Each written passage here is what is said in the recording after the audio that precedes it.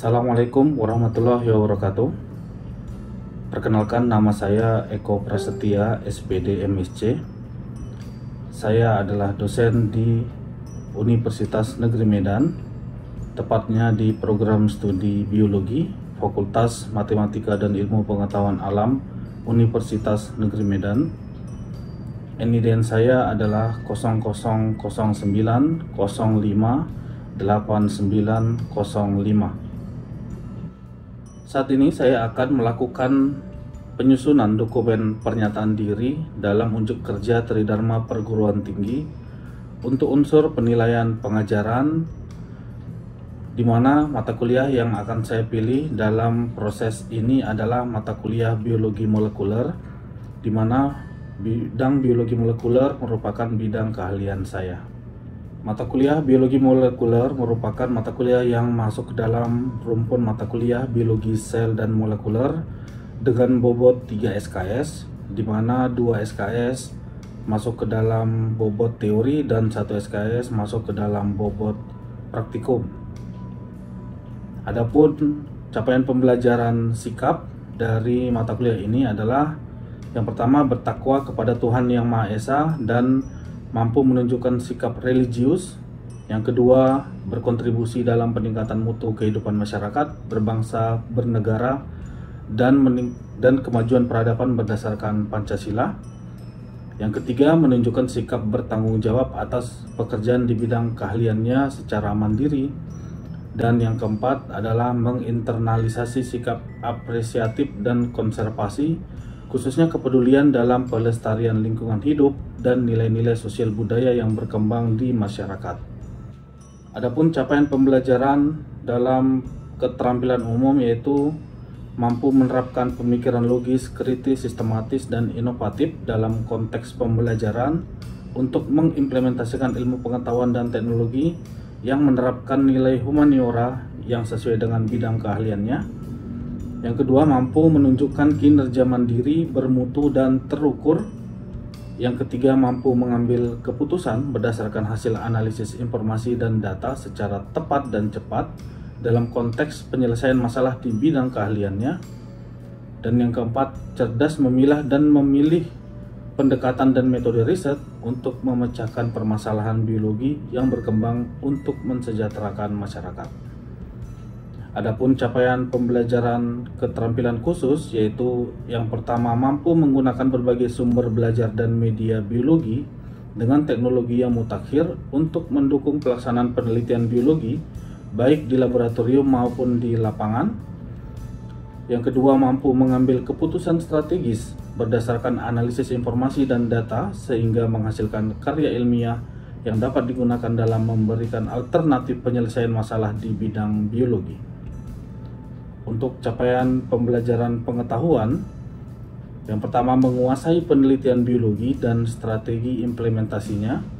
Yang kedua, menguasai konsep teoritis, model, metode, pendekatan, media, dan evaluasi di bidang biologi untuk diterapkan di dunia usaha dan industri biologi.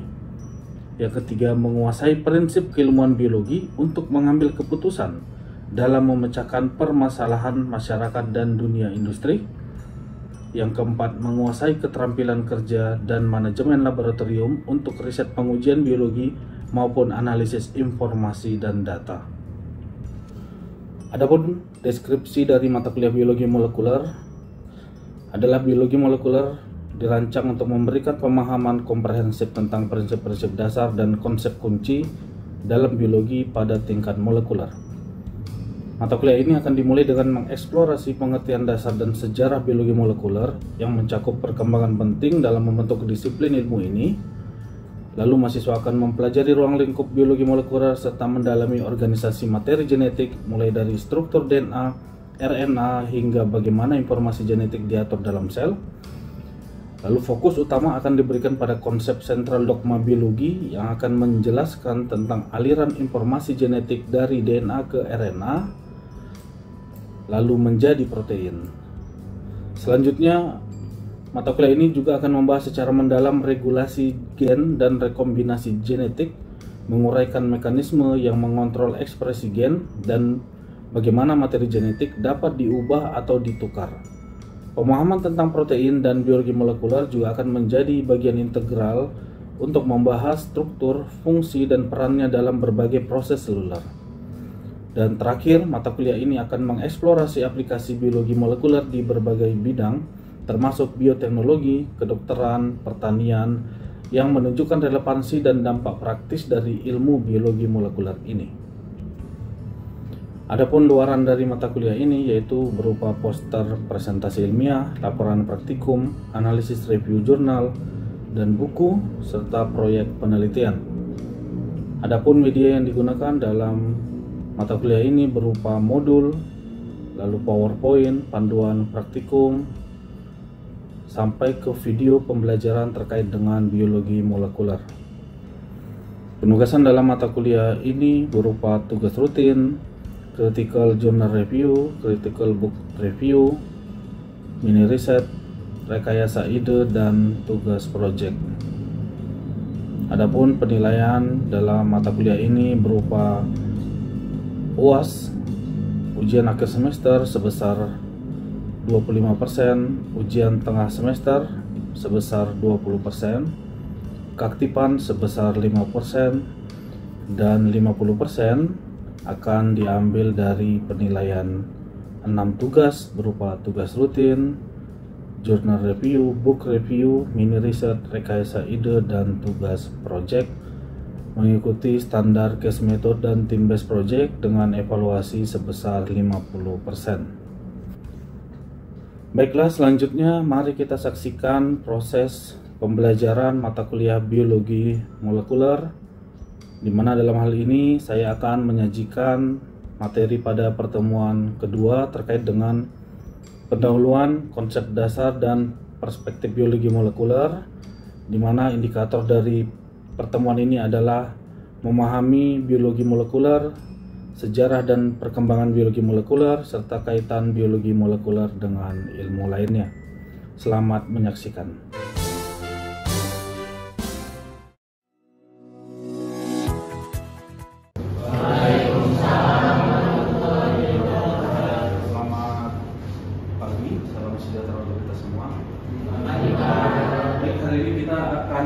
Masuk ke pertemuan kedua di mata kuliah biologi molekuler.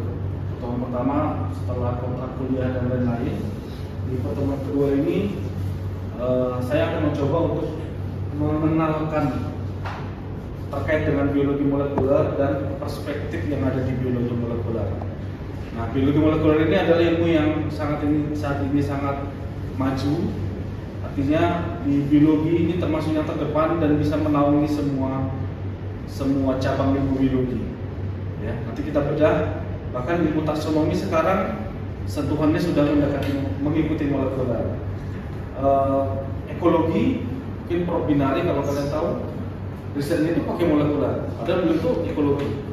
Ya kan? Prof. Herbert, kalau analisis fisiologi itu kita bicara tentang ekspresi gen. Bagaimana gen itu diterjemahkan menjadi satu sifat yang kemudian sifat itu menjadi fenotip di dalam satu tubuh individu, itu pendekatannya molekuler. Kalau dulu orang mungkin menunggu ya, mungkin ini dekat dengan ilmu genetik. Nanti kita lihat, genetik itu salah satu ilmu basicnya, ilmu dasarnya sebelum molekuler itu lahir. Ya. Nah, kalau dikatakan biologi molekuler itu ilmu yang seperti apa? Biologi molekuler itu multidisiplin ilmu. Jadi dia gabungan banyak ilmu, ya. Jadi dia di situ ada genetik, di situ ada biologi sel, di situ ada biokimia, ya. Makanya nanti kalau mau ngambil mata kuliah biologi molekuler itu pasti harus mengikuti paling nggak ketiga mata kuliah itu, karena itu adalah basicnya, ya. Jadi nggak bisa juga benci-benci dengan kimia, karena di sini nanti belajar molekul juga, ya. Belajar molekul. Nah, ini mulai dari ruang lingkup biologi molekuler ini memahami materi genetik. Berarti materi genetik itu ada DNA, RNA, ya, kawan-kawannya. Lalu sentral dogma biologi, pernah dengar sentral dogma biologi? Bagaimana kemudian satu gen itu diterjemahkan menjadi satu sifat, ya, melalui mekanisme transkripsi, translasi, ya, lalu kemudian menjadi protein. Ada alasan kenapa harus ekspresi gen itu disebut dengan sintesis protein. Kalau di SMA mungkin disebut sintesis protein kan. Kenapa sih harus protein? Sementara ada lipid, ada karbohidrat, ada apa lagi? Ada yang protein salah satunya gitu ya. Kenapa harus protein? Nah, karena protein ini memegang banyak peranan penting dalam mekanisme tubuh. Ya. Kalau kita bilang kenapa orang ada yang rambutnya keriting, ada yang rambutnya lurus, pasti kaitannya dengan protein yang ada di rambut, di kepala.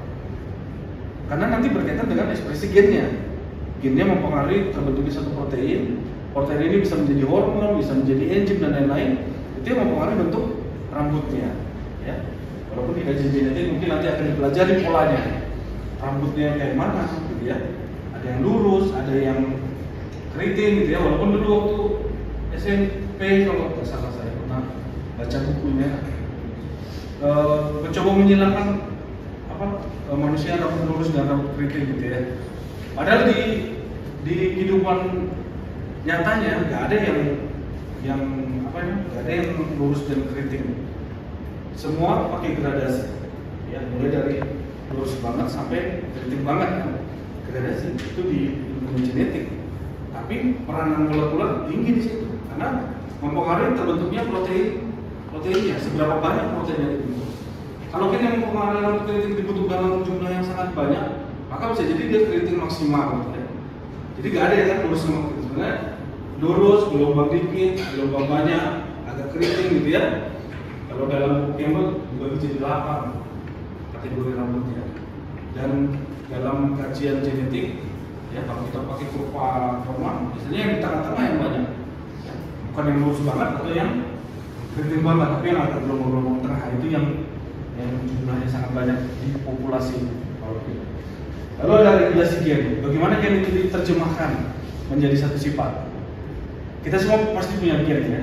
Mungkin nggak asing lah dengan istilah gen. Nah, bagaimana gen ini diterjemahkan? Semua karakter yang ada di tubuh kita kan itu dipengaruhi oleh gen. Oke, kamu sekarang beranjak dewasa dengan karakter-karakter fenotip yang menunjukkan kalau kamu adalah makhluk yang sudah dewasa, atau dalam bahasa kematangan seksual dalam bahasa biologinya. Tanda-tandanya kalau pada laki-laki muncul kumis ya, muncul jakun gitu ya. Kalau pada wanita payudara, lalu pinggul makin membesar dan lain-lain. Nah itu kan tanda-tanda kelamin sekunder yang itu sebenarnya diproduksi oleh hormon kelamin sekunder. Hormon itu protein, ya protein itu dihasilkan dari gen. Jadi pertanyaannya, gimana gen itu bisa tahu kalau dia harus memproduksi hormon tersebut? Nah ini prinsipnya gen itu bisa on off. Mungkin sekarang mungkin dulu dia off, sekarang dia on. Pada umur tertentu dia bisa on. Ya, bayangin kalau bayi baru lahir, hormon kelamin sekundernya aktif, itu lahir sudah punya kumis dia dan lain-lain. Tapi kan nggak seperti itu. Ya, dia punya waktu. Kalau di buku-buku textbook terkait dengan molekuler, biasanya dicontohkan contoh yang paling menarik menurut saya adalah kupu-kupu. Kupu-kupu itu kan dari ulat, ya. Ulat lalu kemudian menjadi kepompong lalu menjadi kupu-kupu. Pertanyaannya, ketika dia menjadi ulat dan ketika dia menjadi kupu-kupu, itu kira-kira beda nggak? Kan ini satu individu yang sama kan? Bukan lalu jadi berbeda. Mungkin kalau dalam taksonomi bisa dikatakan berbeda spesies ya, karena bentuknya juga beda gitu. Tapi kalau dalam molekuler itu sama sebenarnya. Hanya saja pada waktu dia masih ulat, gen-gen yang aktif itu ini, ya kan? Pada saat mau jadi kupu-kupu, gen yang aktif ini nggak aktif lagi. Gen yang aktif itu yang ini, ya. Jadi gen yang lain yang aktif, gen yang sebelumnya aktif menjadi tidak aktif. Nah itu contoh yang paling menarik menurut saya dalam kajian regulasi genetik. Lalu protein dalam biologi molekuler dan aplikasi biologi molekuler. Nah, nilai Stone artinya bagaimana biologi molekuler itu terbentuk. Tadi saya sudah sebutkan ada 3 ilmu dasar yang mendasari berkembangnya ilmu biologi molekuler. Yang pertama itu ada sitologi, ilmu tentang sel. sudah ngambil biologi sel, sudah ngambil yang pasti yang awal sudah ke satu pasti ngambil. Ada biokimia, mungkin belum ya. Kemudian ada genetik. Nah, genetik itu ya cukup lama sebenarnya ya. Ini di tahun 1850-an. Ini mulai ditemukannya hukum Mendel. Meskipun kita tahu Mendel itu nggak tahu tentang gen kan. Mendel itu tahu pola pewarisannya, tapi dia nggak tahu apa sebenarnya yang diwariskan dari indukannya ke anakannya. Nah, ini ilmu yang menarik menurut saya. Lalu ilmu tentang sel di awal-awal ya ada Anthony van Leeuwenhoek yang menemukan mikroba, ya bawa masih bawa mikrobiologi nggak? Itu ada bapak baru. Jadi kan bapak mikrobiologi si Anthony van Leeuwenhoek yang kemudian mencoba mengambil air dari berbagai sumber, lalu diekstrak, ya, lalu kemudian dia di bawah mikroskop. Nah, disitulah dia melihat ada hewan-hewan kecil di bawah mikroskopnya, yang disebutnya dengan istilah animalcule atau hewan yang berukuran kecil. Nah, ini kalau kita belajar historisnya ilmu pengetahuan, nanti ada ilmu namanya reformasionis, di mana orang percaya kalau individu yang berukuran besar ini itu berasal dari individu yang berukuran kecil. Makanya si Anthony van Leeuwenhoek ini menggambarkan mikrobanya itu mirip hewan. Jadi kayak kuda berukuran kecil, ada bebek berukuran kecil, dan mereka waktu itu percaya kalau itu yang akan jadi individu dewasa. Tambahan ilmu pengetahuan aja. Lalu kemudian biokimia. Nah, ini mungkin mulai ditemukannya urea. Lalu kemudian mungkin risetnya si Louis Pasteur tentang ada yang tabung yang leher angsa dan lain-lain gitu ya. Lalu kemudian ada genetik, ditemukannya pola pewarisan pertama kali oleh Mendel, di mana Mendel mencoba mengawinkan beberapa karakter dari kacang hercis, lalu melihat ada pola yang terbentuk dari anakannya. Nah, itu kemudian Mendel mencoba untuk membuat polanya, meskipun ketika dipresentasikan pertama kali temuan Mendel ini nggak ada yang tertarik. Bahkan Mendel meninggal pun dia nggak tahu kalau dia bakal terkenal, karena setelah dia meninggal baru kemudian hasil risetnya itu dibuka lagi ya oleh 3 peneliti, lalu mereka melihat ternyata sudah ada yang pernah membuat pola pewarisan sifat ya. Lalu kemudian Mendel jadi terkenal, tapi dia sudah meninggal pada masa itu. Nah, di sini tahun 1875 ini kromosom sudah mulai kromosom itu sudah mulai didefinisikan sebagai pembawa informasi genetik. Jadi ini belum sampai DNA ini. Karena kan DNA itu melihatnya sulit dan butuh mekanisme yang ribet. Dan ini belum ditemukan DNA-nya di 1875. Jadi ilmu biologi ini cepat kali berkembang. 1875 ini belum lama sebenarnya. Kalau ilmu pengetahuan ya. Lalu kemudian di sini di tahun 1990 inilah baru ditemukan kembali si hukum Mendel tadi. Hukum Mendel yang sudah dibukukan oleh Mendel dan sudah dipresentasikan dalam satu pertemuan ilmiah. Lalu kemudian dibuka kembali oleh 3 orang. Ini bisa dilihat ada Correns, ada Tom Marx dan De Vries. 3 orang. Ya. Lalu kemudian mereka melihat sudah ada rupanya pola pewarisan sifat, sehingga ditunjuklah Mendel sebagai bapak genetik. Ya. Nggak tahu ketika ditunjuk jadi bapak genetik dia tahu nggak di sana karena sudah meninggal. Ya. Jadi ini betul-betul tulisannya itu betul-betul mengubah sejarah. Tulisan Mendel itu betul mengubah sejarah. Kalau saya lanjut lagi, di sini ada tahun 1950 ini mulai ada mikroskop elektron. Ketika mikroskop elektron ditemukan, maka hal-hal yang lebih detail dari makromolekul ya dan mikromolekul itu bisa mulai terlihat. Kalau dulu mungkin nggak bisa melihat. Ini walaupun di sini ada kromosom di 875, jangan bayangkan ini kromosom yang bisa dilihat seperti yang kamu lihat di gambar yang sudah bentuk huruf X gitu ya. Nggak seperti itu. Ini baru cairan putih hasil isolasi gitu. Jadi belum bisa terdeteksi. Nah, setelah mikroskop elektron ditemukan, barulah kemudian ilmu molekuler itu ini kuncinya itu ada di penemuan mikroskop elektron. Ini ya, baru kita bisa melihat kombinasi ketiganya menjadi sangat sulit dibedakan antara ilmu biokimia, ilmu biologi sel dan ilmu genetik. Makanya di 3 mata kuliah ini nanti berpikir dalam biologi sel akan mengambil biologi molekuler dan biokimia dan genetik. Nanti di 3 mata kuliah ini akan mempelajari hal yang sama. Ya, banyak hal yang sama, bukan hal yang sama. Ya, banyak hal yang sama. Contohnya nanti 3-3-nya akan belajar sintesa protein. Pasti 3-3-nya mengajarkan sintesa protein. Bayangin ada 3 mata kuliah yang mengajarkan sintesa protein. Biologi sel, biologi molekuler, biologi sel, genetik, biokimia, tambah lagi biologi molekulernya pun ngajarkan itu nanti. Tapi nggak apa-apa ini orang tentang sintesa protein. Padahal udah tiga mata kuliah ngajarkan itu terus gitu kan. Nah, padahal itu hal yang penting kalau mau ngomongin molekuler. Lalu, nih bisa kita lihat 1950 ini ada Watson dan Crick yang menemukan struktur DNA. Jadi kamu sekarang mungkin lihat struktur DNA yang double helix ya, double helix yang kemudian ada basa nitrogen di tengahnya. Nah itu yang menemukan si Watson dan Crick ini. Dan mereka dapat Nobel ketika menemukan ini. Ya. Jadi sebenarnya waktu itu orang penasaran dengan struktur DNA, tapi nggak ada metode yang cukup handal untuk melihat struktur DNA-nya. Karena pada waktu itu bahkan setelah mikroskop elektron nggak bisa melihat itu secara detail, ya, nggak bisa melihat itu secara detail. Tapi melalui berbagai riset, salah satunya dengan menggunakan apa namanya teknik fotografi X-ray, akhirnya ditemukan, tapi menggunakan ahli-ahli yang lain.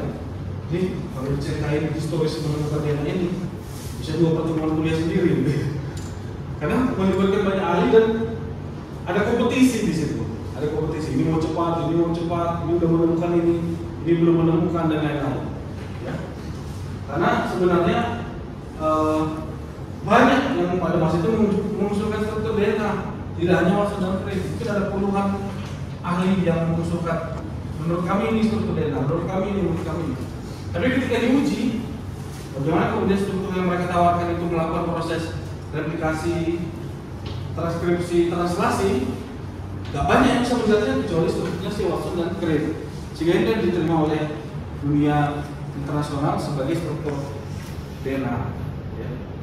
Ini kayak konsorsium sebenarnya. Cuman setelah teknologi berkembang baru kelihatan wah strukturnya itu memang seperti itu. Nah, sel itu secara umum dibagi 2. Ada sel prokariot dan eukariot. Bedanya apa?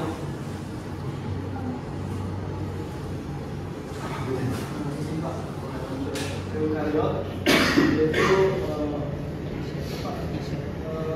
asal nukleatnya itu dilapisi oleh membran. Sedangkan kalau prokariot dia asal nukleatnya itu dia terdapat sitoplasma.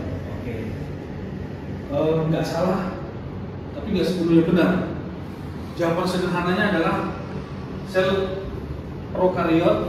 sel eukariot itu memiliki komponen bermembran di dalam sel. Kalau prokariot nggak punya. Bayangkan, apa aja yang punya membran di dalam sel? Mitokondria punya membran. Ada di eukariotik, nggak ada di prokariotik. Kloroplas ada di eukariotik, nggak ada di prokariotik. Lisosom, ya kan?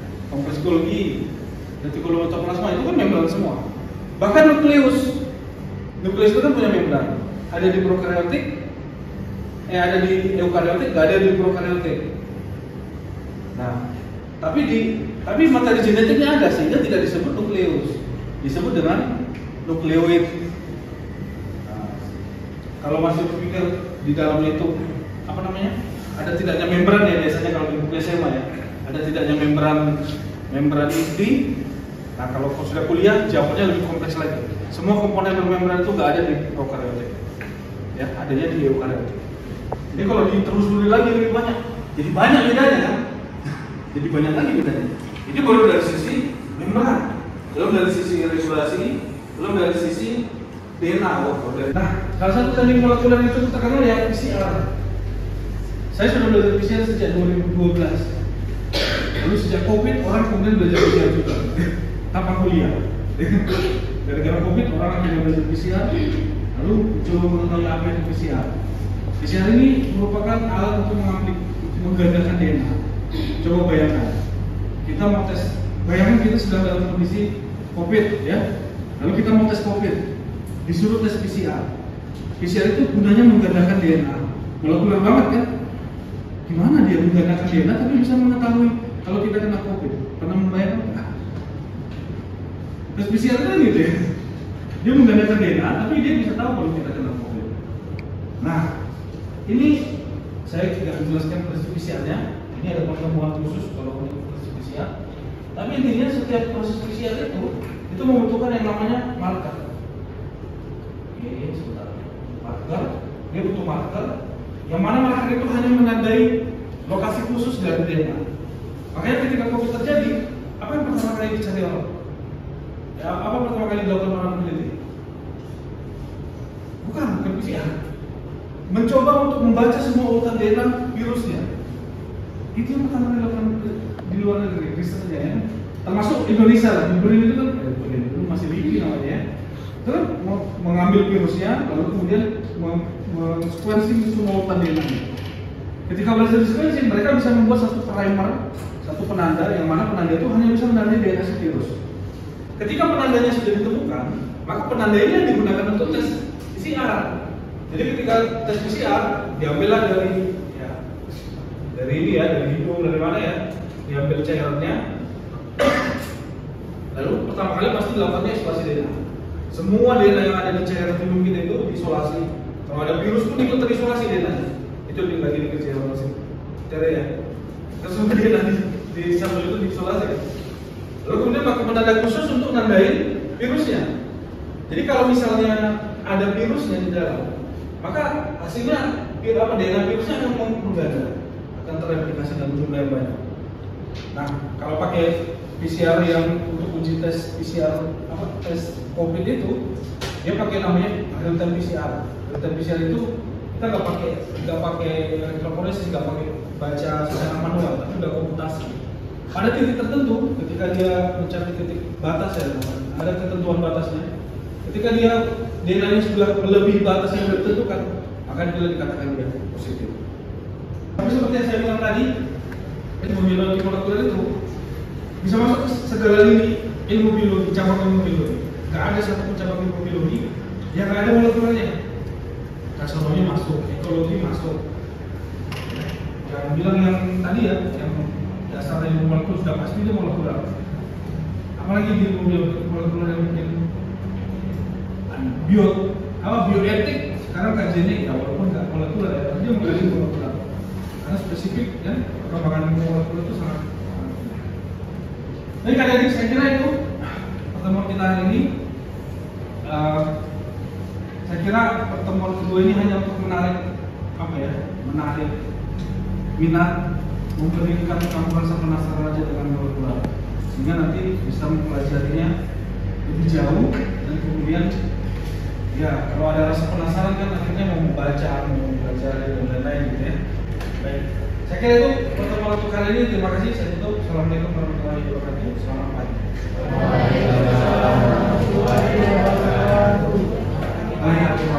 Terima kasih adik-adik.